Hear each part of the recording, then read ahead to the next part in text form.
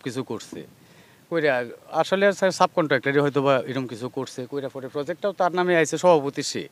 সভাপতি সে হইলে তো গাছটি তো এটি সরকারি সম্পদ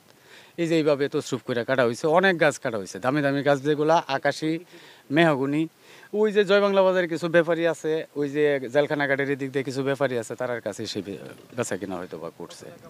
তো 15-20 হাজার মেহগুনি গাছগুলো 15,000-20,000 টাকার নিচে এক একটা হইব না আর আকাশিগুলো 15,000-20,000 টাকা এরকম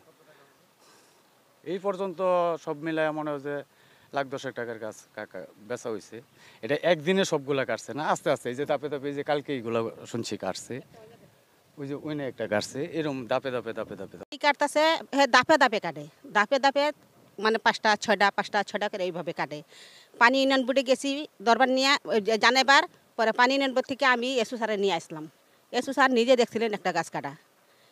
এরপরে এক মিঠু আছে মিঠুরে জানাইছি মিঠুর বারবার মিঠুরে মনে হয় 10 বার জানাইছি এটা কোনো অ্যাকশন নেয় না কোনো পানি ইউনিয়ন থেকে কোনো অ্যাকশনই পাই না আমরা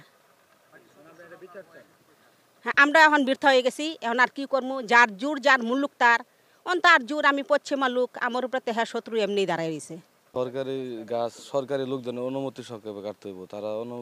অনুমতি ছাড়া কাটলে তো এটা তাদের অপরাধ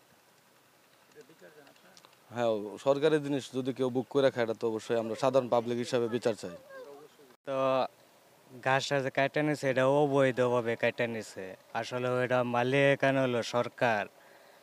সেটা কাটা নিছে এটার বিচার আর অবশ্যই উচিত কিন্তু সে যে গাছটা কাটা নিছে সে তো অবৈধভাবে কাটা নিছে সে তো বৈধ না হ্যাঁ এটা সেটা কাটা নিছে সেটা বিচার আর